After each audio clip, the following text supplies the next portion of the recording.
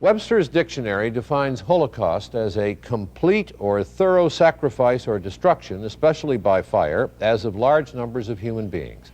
To many, the word has come to mean the destruction of Jews in the 1930s and 40s. There are some who say this didn't happen despite abundant evidence to the contrary.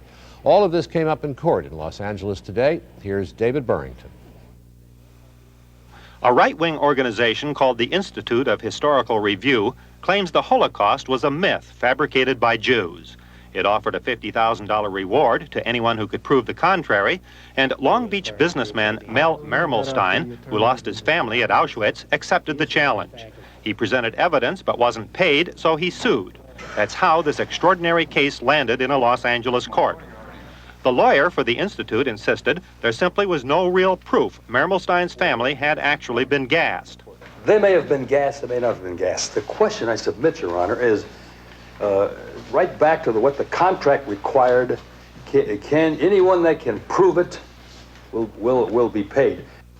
Mermelstein's lawyer cited evidence from past Nazi trials and said his client had suffered psychological damage from the whole affair. And then along comes this steamroller and says, no, your mother and two sisters didn't die. Your father and brother, they're probably all in Russia, according to Mr. McCalden, or they're living in Israel under assumed names. Finally, the judge ruled. This court does take judicial notice of the fact that Jews were gassed to death at the Auschwitz concentration camp in Poland during the summer of 1944. The judge will decide later about damages. A jubilant Mermelstein said the money wasn't important. The defense attorney said there would probably be an appeal. David Burrington, NBC News, Los Angeles.